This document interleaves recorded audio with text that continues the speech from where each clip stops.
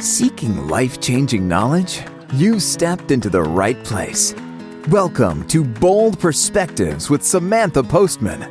In every episode, discover, explore, and grow your personal or professional self with real and relevant knowledge to help you improve your own life and make a positive impact in the world around you.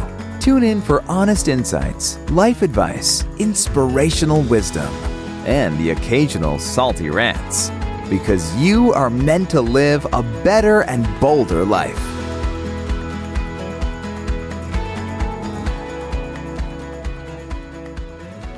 Hey everyone, it's Samantha Postman back with the Bold Perspectives podcast.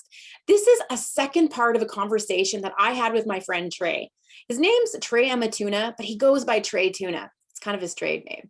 What's cool about Tre is he is a software engineer for Amazon.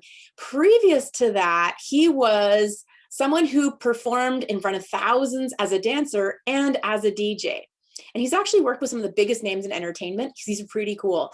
If you missed out on our first show, I hope that after this one, you pop back into the previous episode because you aren't going to want to miss it.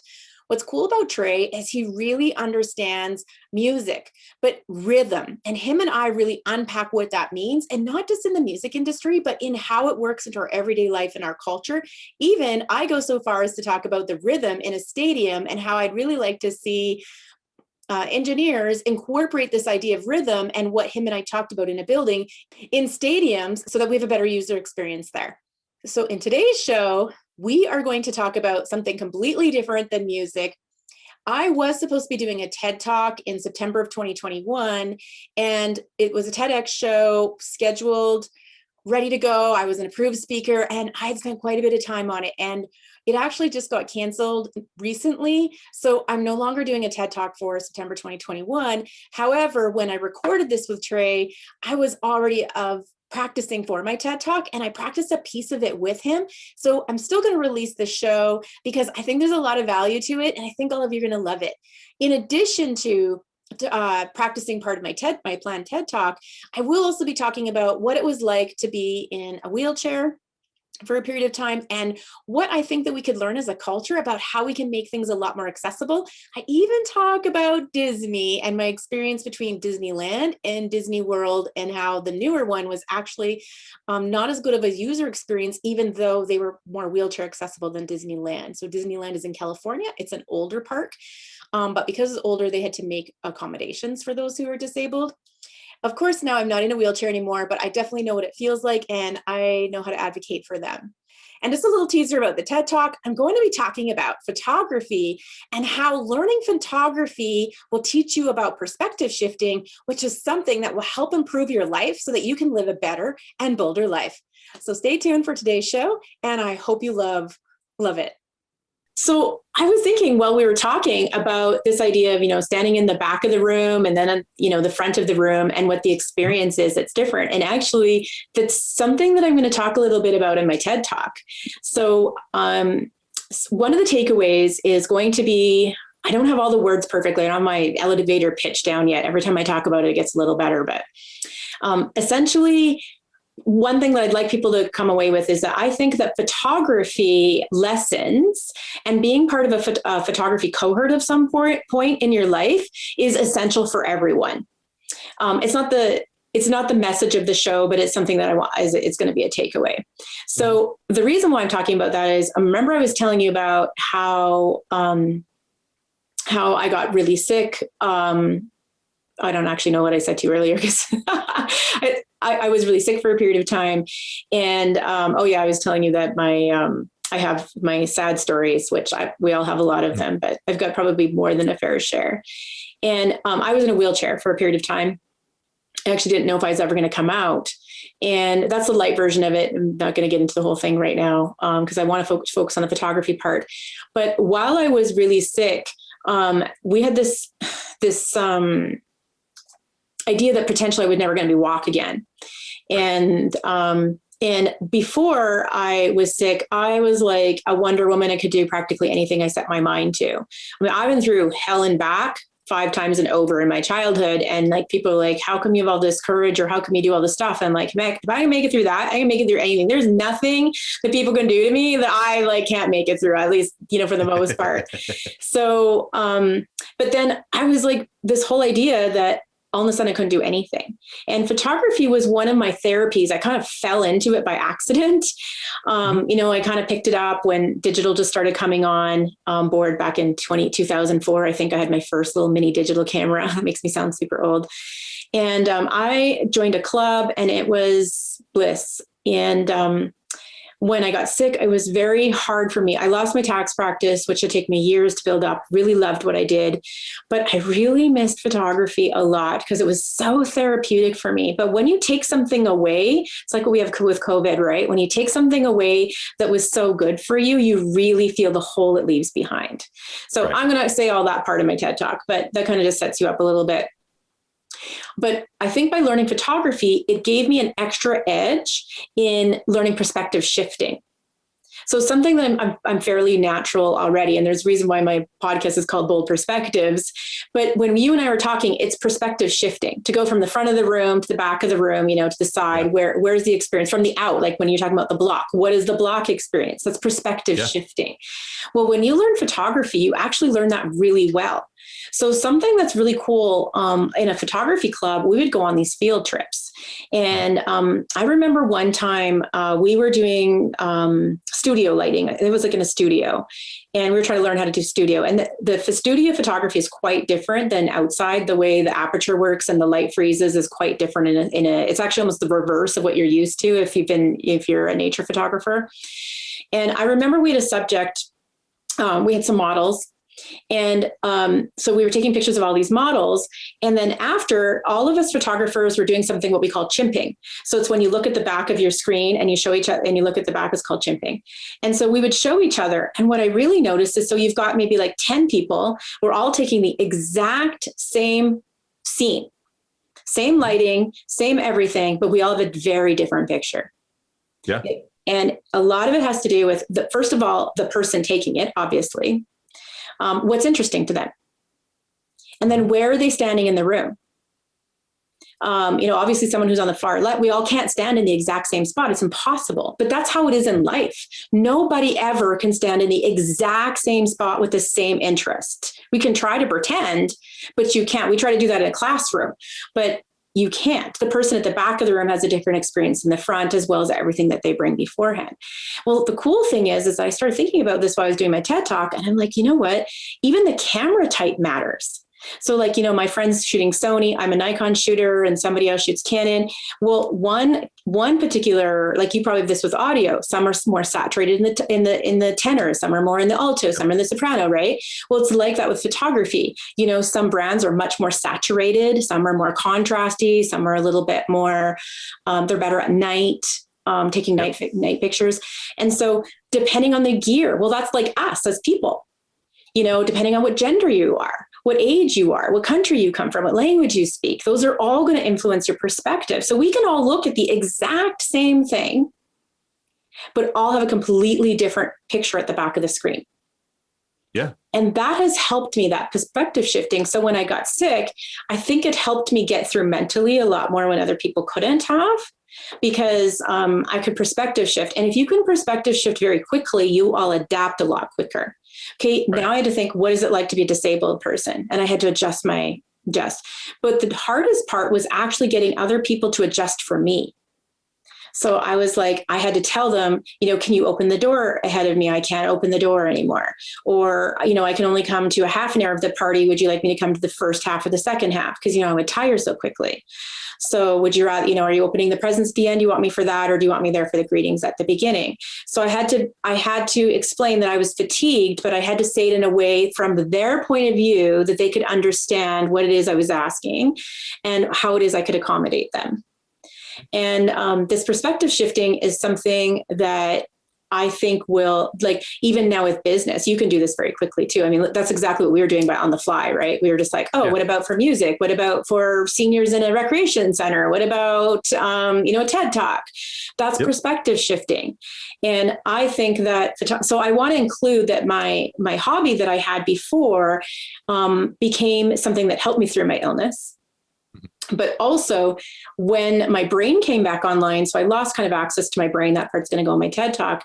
I had so much brain trauma that I couldn't even process a conversation when I was sick. Like I was crazy. Like you can hear me go now, but like I literally couldn't talk for more than 2 minutes and not more than one person at a time. And I couldn't read a paragraph more than, like, I couldn't even read a whole paragraph in one sitting. So anyway, I was just completely offline, basically. I literally broke down to practically nothing. But then after, it took me 8 years to build my brain back, but when it did, it is so sharp now. And that ability to shift very quickly. And I think a lot of it comes from photography. Like one time I went to this, in Arizona, they have the botanical gardens, and this really neat, I wish I knew the name of the bush, but they have a lot of hummingbirds in there. And my girlfriend and I were there, and we took, I don't know if I have this many photos, but it was like 1,500 photos or something of hummingbirds. And honestly, could it even be 15,000? I need to check the facts on that, but I would know if I want to admit that in line. And my father-in-law was like, why on earth would you ever take that many photos of hummingbirds? And I was just like, I don't know, it was therapy. Like it was fun. I mean, we're never going to print them. What does it matter? And we had a great time, but like the amount, like, so for, I don't know, let's say 4 hours, her and I just sat there and literally zoomed in, zoomed out, moved to directions, changed lenses. And so I think that ability to, like, isn't there like a superhero in like one of those, there's a superhero. I think he can like perspective shift and see what's going to happen in the future. It's one of the newer superhero movies. They're up in, okay, well, it's sort of like that. So like simultaneously, it's like it's like, I think if you do a lot of photography, you can start to shift your body around. What does it look from here? What does it look from there? What does it look from there? And so that's something that I was hoping to include in my TED Talk, is this, that really encourages people to do photography. I'd love to see students doing it in school. So could you imagine if you did that in a classroom? Had every child take a pic, put something in the middle of the room, and every child take a picture with their phone, because everyone's got one now, and then put it up on a screen and then ask and see if any of them are exactly the same, and then talk about it. Why are they different? Right. Yeah. It's perspective shifting is definitely, it's a key aspect of many things, especially when it comes to art forms such as photography. And I know like they think about just like painting and art. I mean, when you have an art class, say in high school and such, they give you the classic bowl of fruit. And everybody has a different perspective of how that bowl of fruit looks like whenever they're creating it and making their art form. Like coming in from like music and the audio side, I can relate onto that, where like in a recording studio or even on like concert sound or anything, just the shift of a microphone over here, or if I wanted to have a different sound over here or right here. And like we would actually spend a lot of time placing the microphone in certain points, because we had to switch our perspective to know, okay, well, this microphone sounds warmer or crisper, or what is the tonality of these, just like you're talking about with the gear on cameras, to capture the sound that we are looking for from that. And not even just from that instrument, but then you even have to listen to the performance. So in photography, that would be like the hummingbirds, of understanding how they're going to fly through a certain area, or how they're going to act in that, and the performance that they are going to have, and how you're going to capture that. And the lighting keeps moving. Yeah. So as the sun's moving, the lighting. So then you finally think, I know I'm going to get the perfect shot. And then all of a sudden the sun will like stream straight through where the hummingbird is that you're like honed in on, and he like blows out the hummingbird. So, I mean, you have that in audio too, right? Just there's some things that you can't control. And all of a sudden you have to recalibrate and reshift again. Yeah. Humidity will change the way an instrument sounds. Like there's definitely a lot of those aspects, and being able to shift that perspective and taking those lessons, and as you're saying, like taking those lessons into something like life and to life experiences such as the one that you had, and being able to not only shift your perspective about yourself, but shift the perspective into what other people see and what they are, and how you need to interact with them. I have it with my kids all the time. I mean, we have got 4 kids over here, I have to shift my perspective and how to interact with each one of them differently, because they're completely different human beings. They have their own perspectives. They're different from their brothers or their sister, and how to interact with them that connects with them in the way that I am intending. And then I have to say the same thing to the next one in a different way, so that he actually connects into it to the same lesson, essentially, or the same point of the conversation. And that's why I think when I read what you write, your ability to take that and bring it into your professional life shows through. Like, it's not a whole lot different, like the marketing. And some people aren't going to love the fact that we're putting raising children with marketing, but like, you're going to change what you say based on who your audience is. So, I mean, even like I don't know how much you know about the Bible, but that's just this historical book of the Bible is 4 gospels. So people are like, why do you need 4? They each have a different audience. So the stories are slightly different. And some people say, well, that's a reason why they're unauthentic, because, you know, this gospel writer has a different account than this one. Well, no, they were speaking to a different audience. So they switched the stories up, or they switched the order up, because their rhythm was different. The audience expected something different. They tailored it for the audience, but it's also because they knew that audience. Like Matthew's Mr. Old Testament. So like, he's all about bringing everything in. So that's a perfect example. Well, it's no different than what we do with marketing now. You know, when you're talking to an educated market, you're going to talk about things they're already familiar with. This is like an Apple product. Oh, boom, I got you. Right. But if you're not talking to anyone who knows anything about Apple, that's not going to get you very far. Obviously, most people know what an apple is, but some people, when I'm in Ecuador, I was up in the Ecuadorian mountains. If I said apple, they might actually think an apple. Like I'm not, I was in some pretty remote areas. You can't give the same talk to like at an Apple conference versus a Microsoft conference. Exactly. Like when you're talking about tech, but it's like that with children. We have to change it, but also we change who we are. So while you were talking, I mean, I get that you're changing for them, but they change for you. So like, if you are adjusting for them, they're adjusting at the same time. Like they might see how you talk to the brother, but then when you talk to them, you're saying it different. So they'll adjust because they see that you're talking to them in a different way. Yeah. So that's what I love about photography. It's because if you spend a lot of time taking a picture of one thing, it's like prepositions.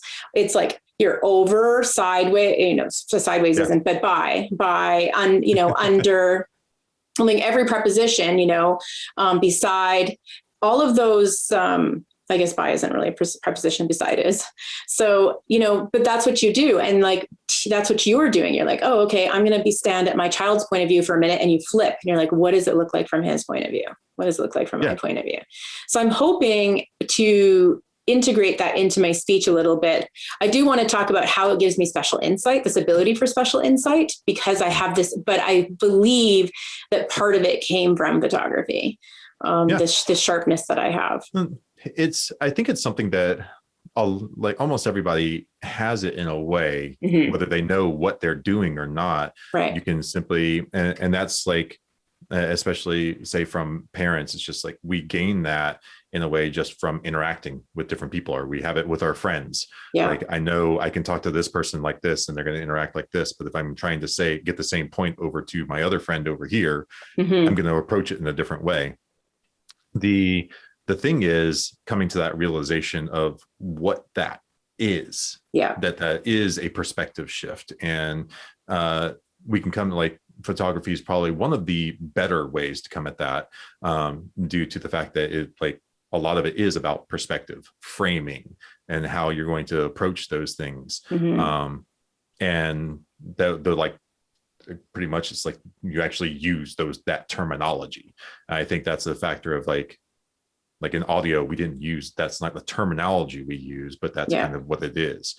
And I do think that you're correct in that, saying that maybe a photography classes for everybody is a good fashion in kind of having that moment, and because it does use that terminology explicitly for something that really is shifting a perspective of what you're looking at. Well, it's something that will be a life skill that can be used in a lot of different ways. So one, you can use it for yourself, but when you can use it to help understand other people, you're going to be more empathetic, more compassionate, more connected to people. And also you're just going to think a lot less of yourself in some ways, because you're just going to realize that yours isn't the only perspective. So it's a perspective, and it is a true one. It's true to us because from where we're standing and what we know, it's true to us. But it's not necessarily the truth. The truth is actually never usually just one. Everyone thinks it is. They're like, there's either a truth, there's a wrong or right. Well, there are, but then we'll all be like, well, if there's this, but well, if there's this, well, that's how life is. A truth is a combination of a lot of rights.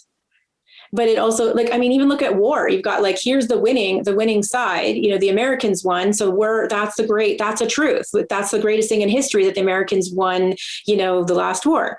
Well, it depends on which side of the fence you're on, whether that's a truth, whether that is the greatest thing that's ever happened.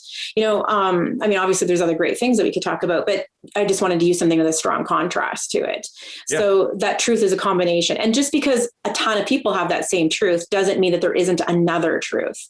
Right. It's so I'm not going to say that last part. I'm trying to focus in and hone in how the photography is going to be my thread that kind of ties through everything. I've got a little trick, I don't want to call it a trick. It's not really a trick. I've got a little, I shouldn't have used that word. I'll end up wanting to edit that one out. I've got this idea about how to really, I probably won't because this is way too much work.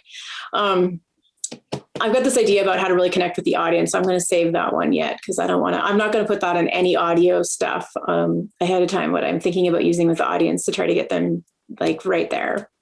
Right there. So what do you think about that? I just want your honest opinion. Do you think this is something worthy of insights or ideas we're sharing to integrate, this tragedy, and how, a skill that I had acquired before helped me get through the tragedy, but also sharpened my mind for later, which gives me really profound insight now, which can be shared with other people so that they can build. I can't give everybody a tragedy. Well, everyone just has tragedies. I don't have to give them one. The key there is that when you go into a situation like that and you have an experience, and that's the way I kind of almost think of it. It's yes, we all kind of have what we could call tragedies in our life, but truthfully, it is an experience along our journey. When you look back at it and when you gain insight from something like that experience that you have, and you gain this insight that has profoundly affected you and profoundly affected the way you look at the world. I look back at it, it's well, maybe it wasn't a tragedy. Maybe it was just simply one of those eye-opening moments that I had to go through and I got myself through. And it was an experience that helped shape me. Right. And I think that is how we key into people, period, is that we have to pull on those different types of strings that they can see and they can feel, and they have it brings that emotional aspect into it, while also shifting it into something that they can start to see in their own lives, even if they might not be a photographer. You can understand framing, and that's where but they might enjoy pictures, looking at pictures. Yeah. So they might not be a photographer, but they might love Instagram because they like looking at pictures. So there's still an aspect that can be tied. So, and connecting being able to pull at a string with something that connects inside of them already. Right. And photography is usually one, because everybody knows what photography is all about. So of course we all want to have a profound speech. So we're all, I'm just worried, is it going to be a profound speech? What do I want to be known for? What do I in 5 years from now? Or what am I okay? I ask this question a lot. What am I okay with people coming and talking to me with in 5 years? Which is why I'm somewhat reluctant to talk about my trauma from when I was disabled. But because I don't know that I always wanted to talk about that. So that part is really to be that vulnerable.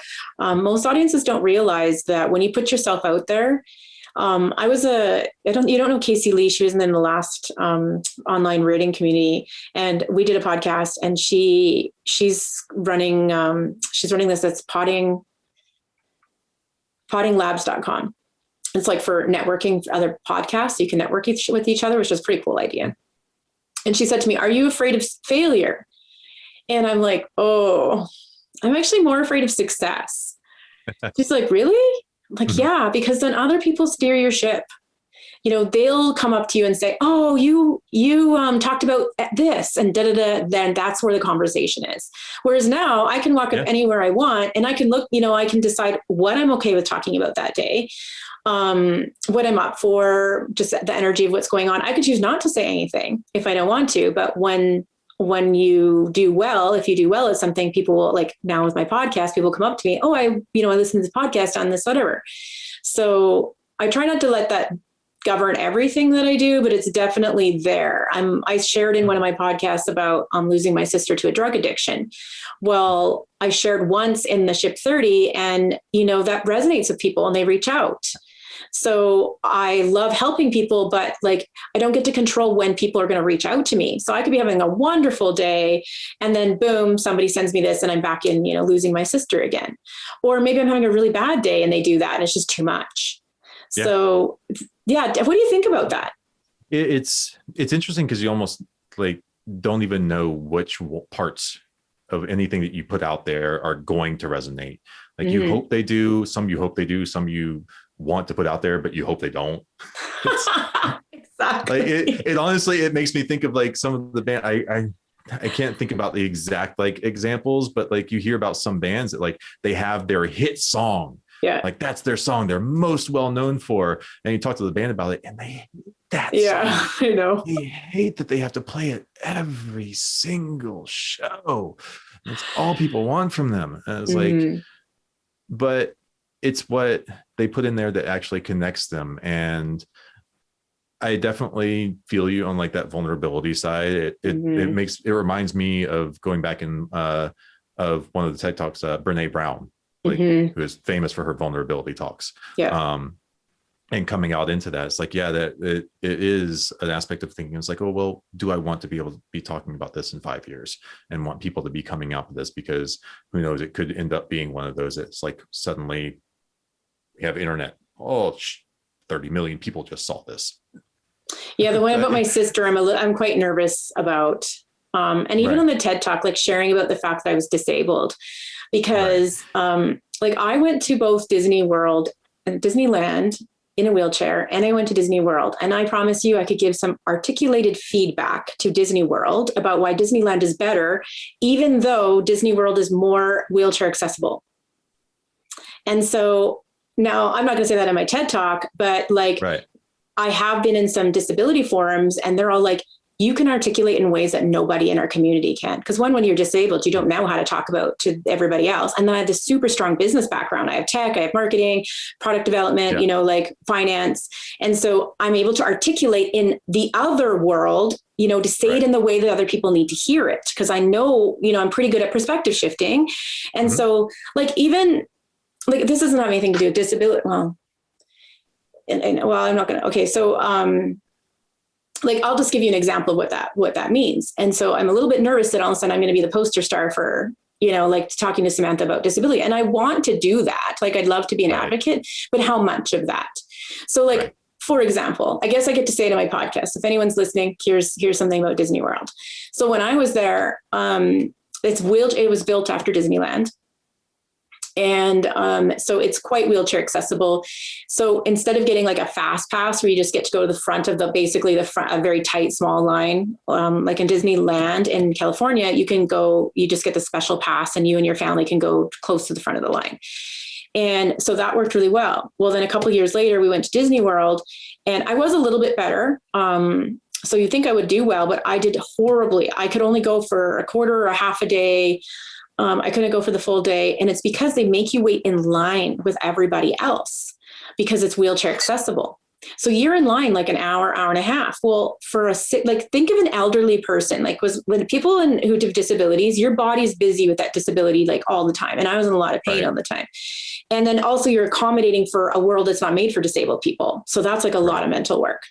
And so I'd be in the line and then some little girl is like kicking my chairs because she's tired of, an hour waiting in line for the princesses. And she starts kicking my chair or jumping on my chair and mom's not even paying attention because she's talking to the lady in front of her.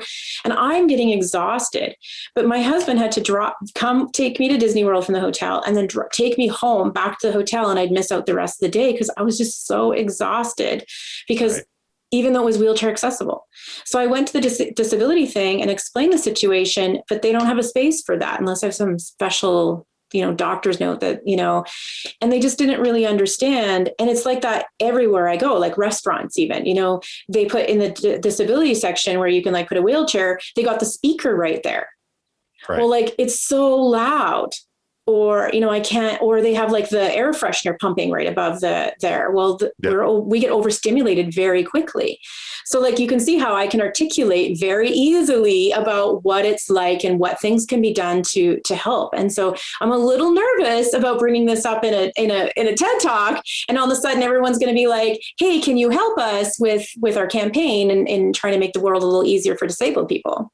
And I want to, like I sang, but like, I mean, some stuff I think is just common sense. Like, hello, half those doors, like you wouldn't believe how many doors don't open long enough to get through with a wheelchair, like those wheelchair accessible doors. Because I'm sure the person who installed it literally walked through it and was like, yeah, the timing's perfect.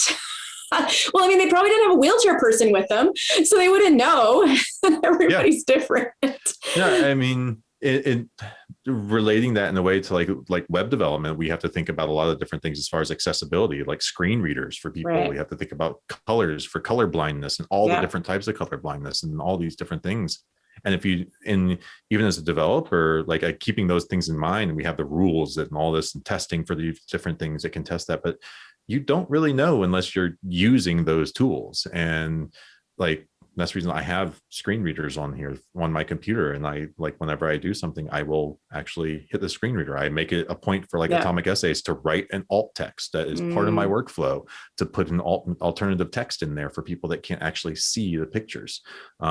Because with the atomic essays, of course, it's a picture. It's like, it is words on there, but it's a picture. You have to have that summary, or else they're going to see your tweet and that's it. Well, the other thing while you were talking is statistically, most web designers are male. So you've got, I mean, even when I look at like last names for women, you can't hyphenate a name because those programmers who did it a long time ago, won't take a hyphen character. So like Inyas. Right. But, there's like these things, because when one gender predominantly creates something, it's from their perspective. And so like, even with disabled people, you've got men installing these engineering. So, I mean, here's a perfect example. Okay. Anyone who's listening, you get to hear the Samantha thing. This will be, you're a DJ, and the stadium thing is going to make a lot of sense to you. All right, here it goes. I've never shared this publicly. Okay. It's because of this male, when even occupation is predominantly male in this particular case. We have the same thing with females. We'll do the same thing, nurses and everything will make that for, if a male nurse comes in, he feels very out of sorts because it's made for the way women think. So what I have is this rant. It's a little bit of a salty rant. Stadiums. You go to a stadium, you go to a concert, or you go to a big event, or a big conference with massive amounts of people, and then there's a break. And you go to the bathroom, and who's lined up all the way to the doors? Who it is? Who is it, Trey? Come on. It's always the women. Always the women. So I started thinking about this, and I was reading this magazine one time, and it listed all these great engineers, and I was like, oh, men, I get it. Mm-hmm. So what's happened is all these bathrooms have been designed by men, and they're doing their best job. Most of them are 50% the same square footage on both of them. They're like 50% for women and 50%. We're equal rights. We're an equal rights country here. 50% space on both sides. But what they don't realize, they're not really thinking about the fact that, well, one, they like going through the bathroom really quickly, so they're not going to try to change their times down. But on the women's side, we've got some other variables. For example, obviously we take longer because we can't stand to pee. So it doesn't matter what we're doing. We have to sit, we have to go into the stall, close it, get it. And that takes longer. So it takes longer. Plus we spend more, statistically speaking, spend more time checking our appearance after. So it clogs up the bathroom a little more.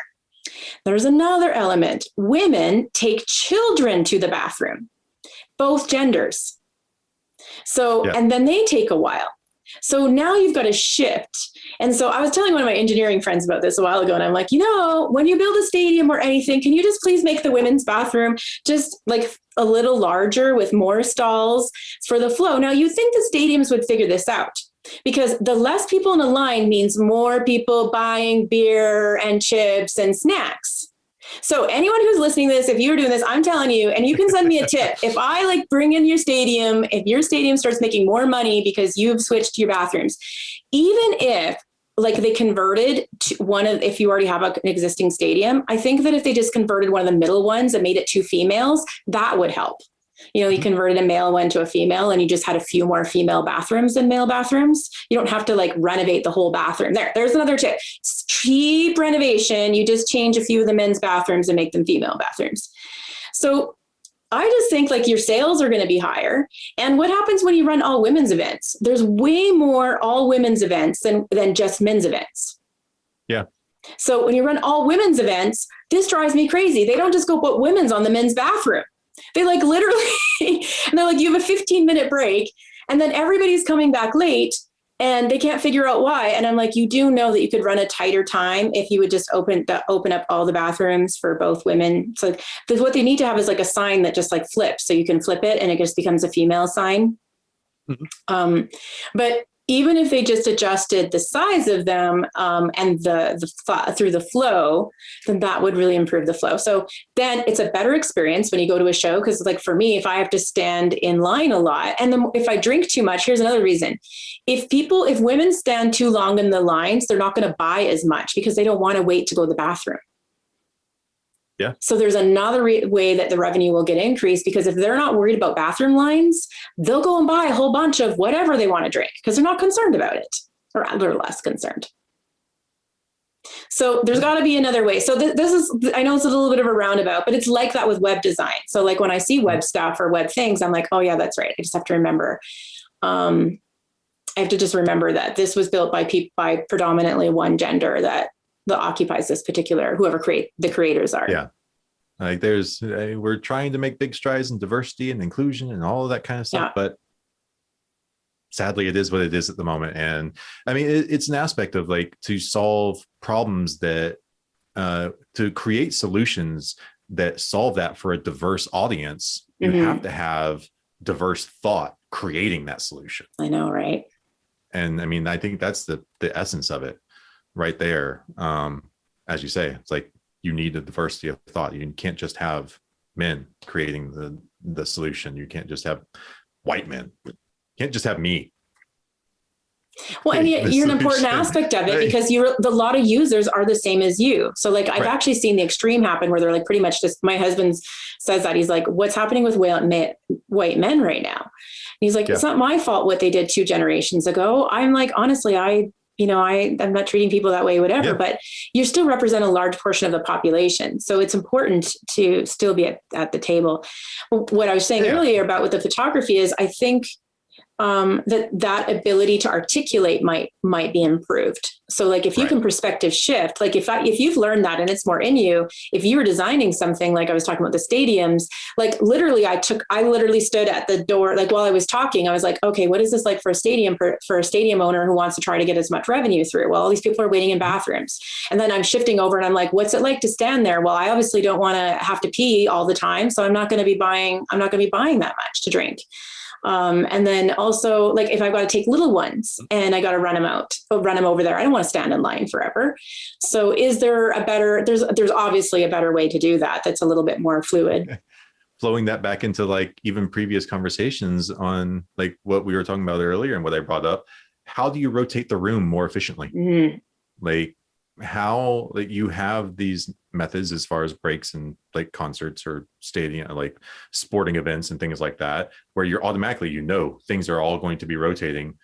Well, how do you take out those blocks, like the lines that are going to happen? How do you remove that so things run more efficiently on that so that they can, as you say, get to the snack bar, get to the bar easier, faster. Well, and just the experience is better too, because you can run a tighter show if you need to, if you don't need such a large time for breaks for people, if the room flow is better. So that helps with the experience. And if you can get people in the show and enjoying the entertainment, I mean, that's what they're there for. So it's just an overall better, UX, I'm going to use software terms, a better UX is a better user experience. Yes, completely. So what do you think? Do you think I should stay on the path of the photography and kind of keep going with that or try and dig a little deeper? I definitely think that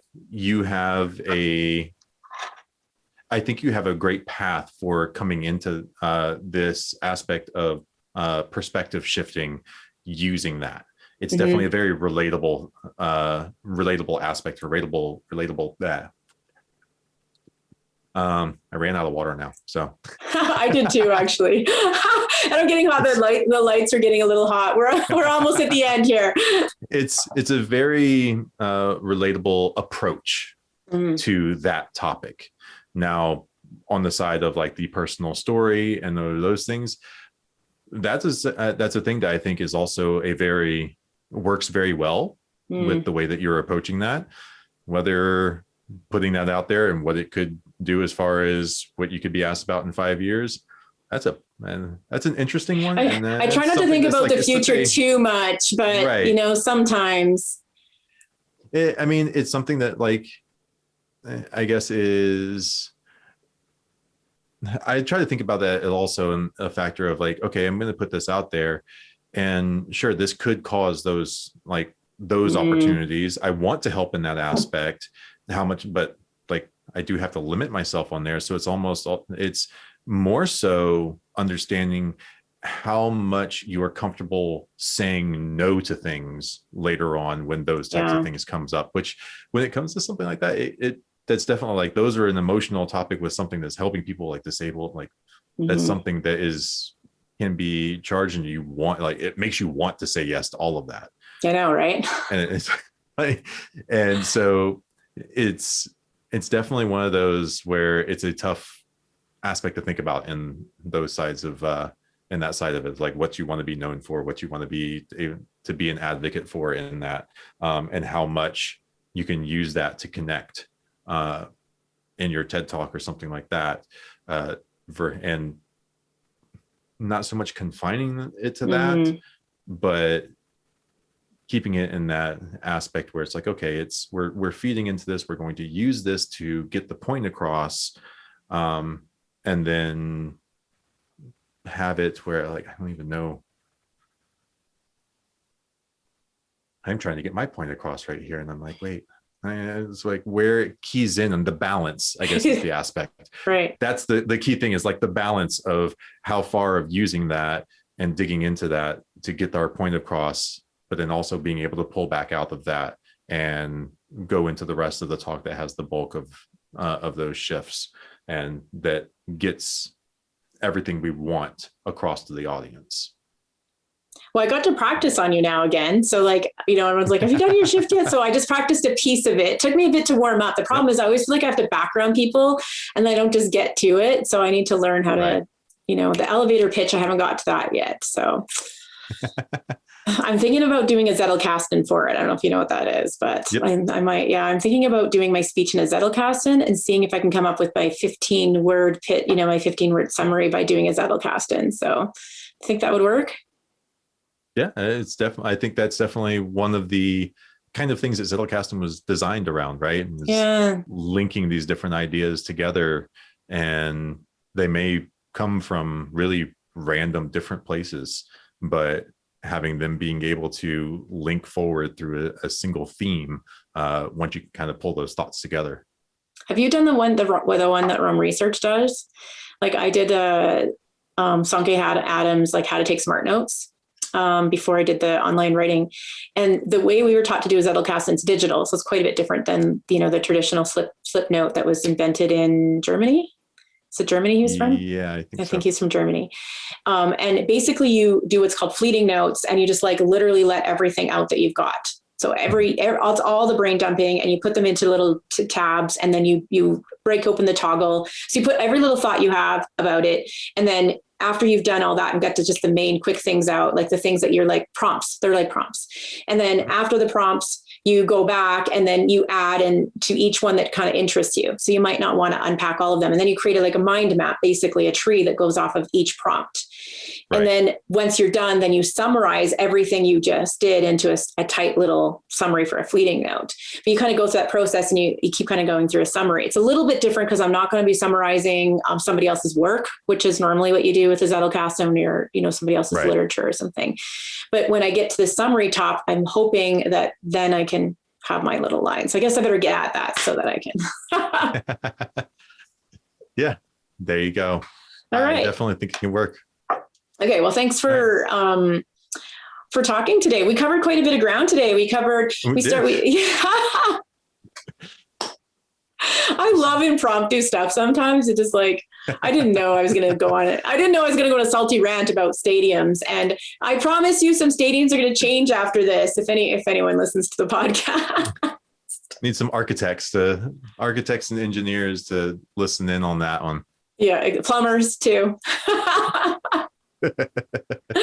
Yeah, but you know what? My favorite part of the conversation was when we were talking about music and the rhythm, like the rhythm of life, the rhythm of music, which is why people just love music so much. And when I was a child, one thing was super crazy, but like I was a welfare child, but at the time, the Canadian government paid for anything you wanted to take. When my mom optimized on everything, I actually wrote something about it. I don't know if you saw it, but I played a lot of instruments.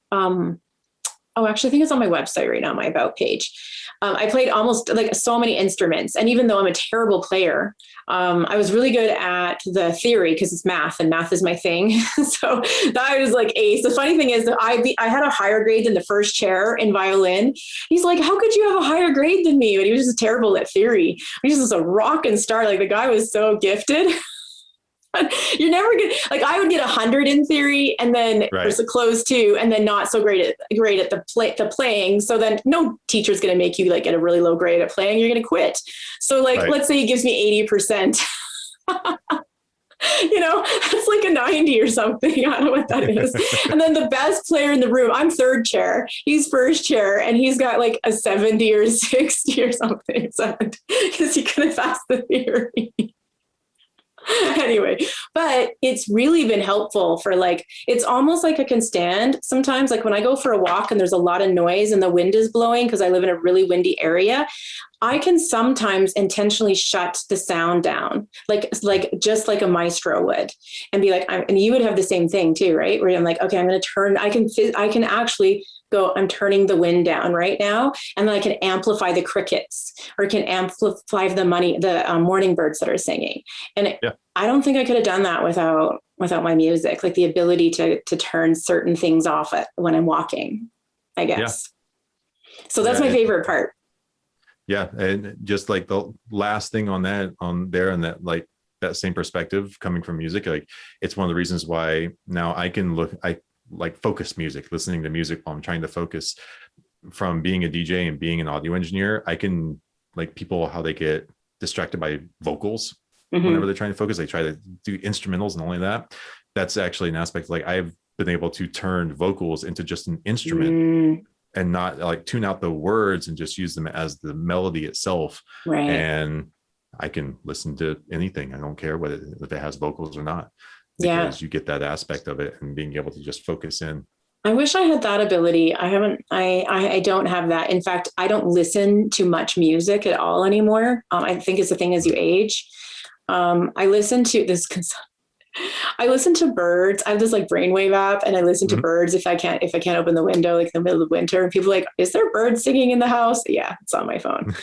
But I find the reason why I don't listen to worded music very much is because other people are thinking for me, and it'll put me into, whatever words they're using will put me into a place, which is exactly what they're trying to do. So I've found that I will I'm very intentional about when I listen to worded music. So I can see like, I used to think like symphony stuff. I'm like, oh my, that's like old people stuff. That's like for stuffy people, but now I can totally understand the importance of having a genre of music without words. There's value in it. So, and we used a lot of words today.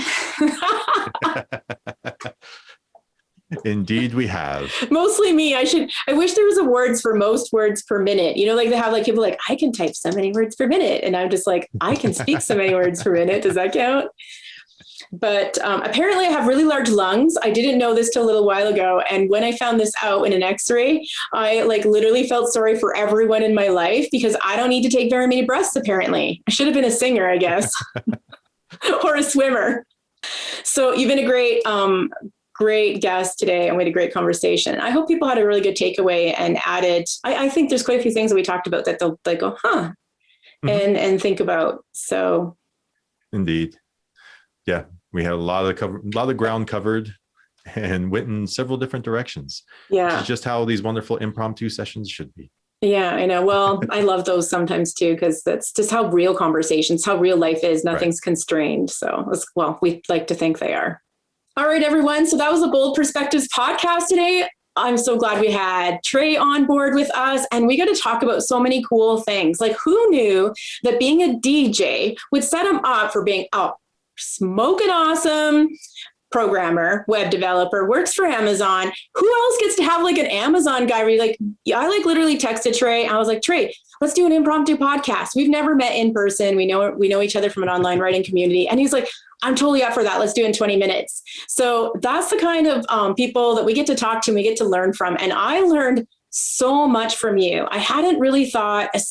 I think the one takeaway that I'm really going to come away with is thinking about the movement, like when you're DJing or in an entertainment industry. What is it like up front? What is it like in the middle? What is in the back? But the big takeaway is, what's it like for those around, the energy outside of the room? What is it that they feel from it? Because all of those play into the elements of the whole picture. So I love that we talked a lot about that today. So a lot of perspective shifting. And I got one salty rant in. So, actually two, because I was talking about Disney World as well. Yep. I like to be inspirational, but every once in a while, you know what, life is there. And if that means I inspire them to do a little bit about that, then I'll be happy about that. So definitely. What was one of your big takeaways, Tre, before we go?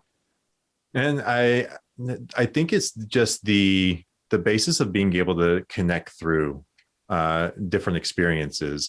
Like, I definitely didn't expect to come into perspective shifting from like photography, like you're coming in from photography to the and me from the audio side, but then also coming from your experience of like your life experience of going through that with a wheelchair and having that and looking at it from that aspect from the other side as well there.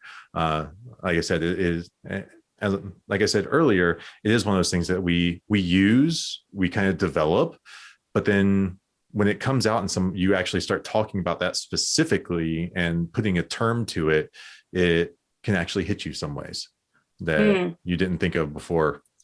I'm thinking of calling it, I don't know if I want to name it something different, but I sort of thinking about calling it zooming.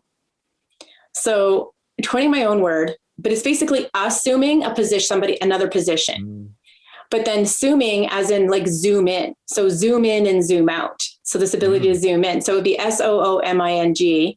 So I was sort of thinking, like, what do you think? Is that cheesy? I know we're going to be closing and then I just hucked that on you. I've never spoke that out loud. I literally just wrote it in my notes like last week, but I haven't. It's the first time saying it out loud. It's an interesting word. It's definitely one that could catch.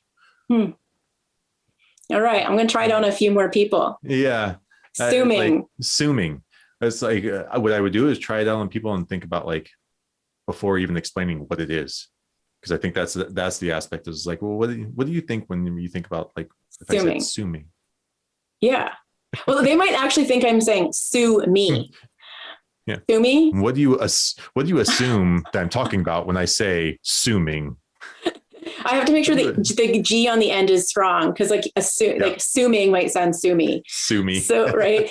But assuming, because who's going to say perspective shifting? You know, I'm going to do a perspective shift here. But like, what if you said, oh, it's time to assume? Or we're going to be doing some assuming in the class right now, which is assuming other perspectives or assuming different positions and zooming in and out. People nowadays might connect on that from, zooming right here We all are zooming Well, in a lot right photography, now. you zoom in and zoom out. You look close and then you zoom out. And so this seeing something in relative is really important. Like problems too. We zoom in and look at the problem, but then we need to learn how to zoom out. So zooming, I don't know. All right. So Tre, if it gets on Wikipedia and zooming is coined from Samantha Postman, you will know that it came from this podcast and you're the first person I shared it with. If not, well, then I guess it's just a dud. Like, Exactly. All right, good stuff. You never know what's going to happen in these calls. I didn't know if I had the courage to say that out loud. Hey everyone, thanks for joining us today. I had a really great time practicing my TED Talk with Tre, and that's what it's like with speech writing. It's practicing little pieces as we go and articulating, getting somebody's feedback, finding out how they respond, and then sharpening it up. Sometimes it's me finding out as a speaker what I'm passionate about. So although I won't be doing a TEDx event in September anymore, I hope to be using parts of that speech in some storytelling and some other avenues that I've got an under the current going right now. If you want to get to know Tre a little more, you can catch him over on Twitter. That's where I am mostly right now. So I'd love to see you there. Catch me there, DM me. If you found these shows really impactful, I'd love to challenge you to share the impact with somebody else. Be the reason somebody else learned something and that they benefited from it. And it'll be because of you, because you shared it. I'm not usually one to ask for help. I put a ton of time into these podcasts and a lot of investment. And a lot of people DM me and tell me how great that they've been and how monumental they've been in learning something or helping them get through something or some tools or just understanding how the world works. So I'm going to do that ask today. If you could share this with somebody and tell them how great it is or how great it was for you, I would be really appreciative. And if you can drop me a DM about that too, it really makes my day and it helps encourage me to record more of them. Again, thanks so much for joining us. I thank Tre for being with us today. And I hope you enjoyed our 2-part series with him. And I look forward to seeing you in the next podcast. Thanks for listening to Bold Perspectives with Samantha Postman. We'd love to hear which insights added value to your life or the lives of others. To help support the podcast, please share the love on social media, leave a rating or a review. If you don't want to miss out on exclusive content, sign up for her personal email letters. Check out Samantha's website at samanthapostman.com. Follow her on YouTube, Twitter, LinkedIn, Facebook, or Instagram. Thanks for your amazing support. We'll see you again. And remember, you are meant to live a better and bolder life.